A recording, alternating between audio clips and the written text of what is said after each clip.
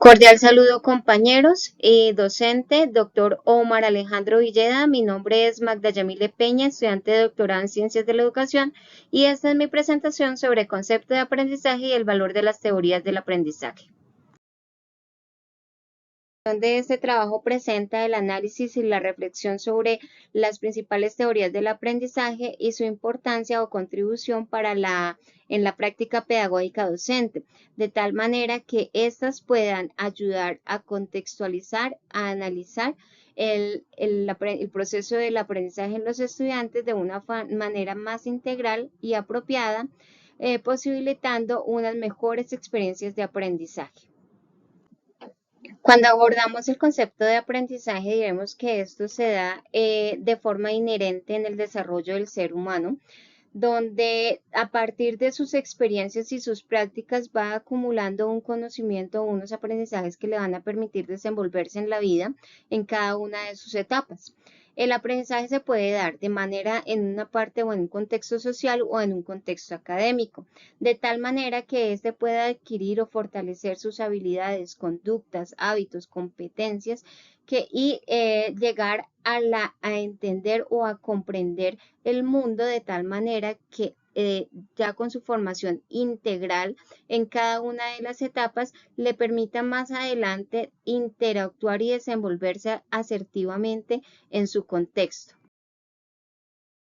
Retomaremos a Outwell y la psicología cognitiva, donde nos plantean tres. El primero es el aprendizaje significativo, donde el individuo logra,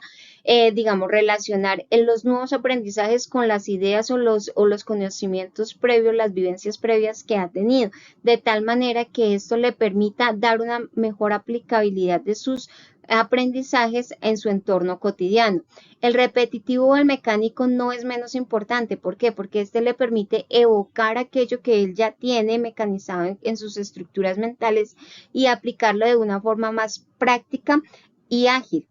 El aprendizaje por recepción y por descubrimiento es uno de los más interesantes para nuestros estudiantes porque les va a permitir a él partir de sus intereses, de sus curiosidades, de sus necesidades en su contexto con lo que él tiene para poder reconocer cuáles son esas causas y las consecuencias, emitir sus principios, estructurar sus aprendizajes de una forma más práctica que él pueda hallarle la aplicabilidad en su contexto. Según Gardner también, el aprendizaje se da como en una estructura, en una forma, yo digo que de escalera, que una sustenta a la otra, partiendo ya sea desde las señales, el estímulo-respuesta, el encadenamiento de cada una de sus vivencias para que él pueda exteriorizarlas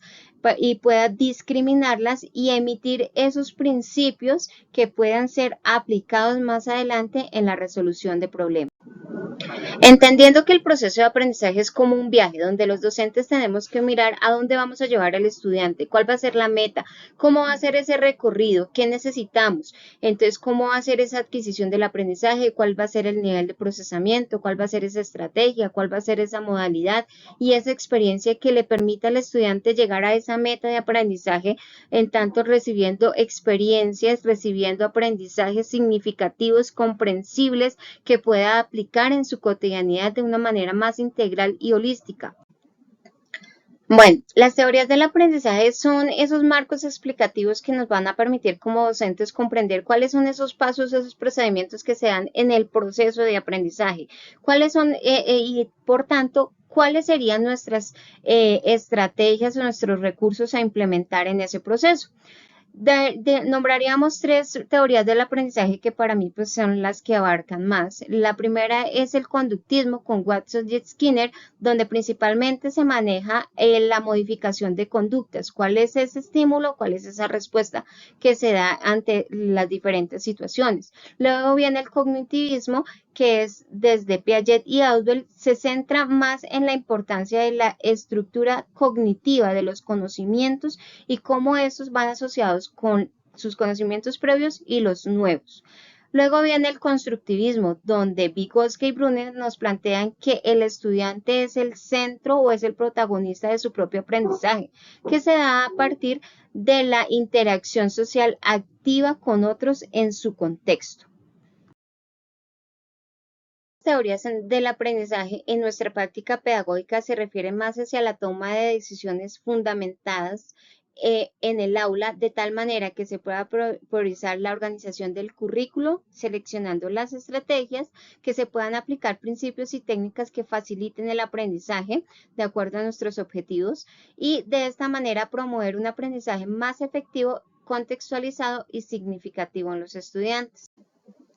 Bueno, a partir de la reflexión y de la lectura de los recursos en torno al tema, podemos decir que las teorías del aprendizaje pues favorecen la práctica docente porque la fundamentan desde la parte científica, teórica y epistemológica, donde le van a permitir al docente reconocer cuál es ese proceso de aprendizaje que se da en el estudiante, cómo es,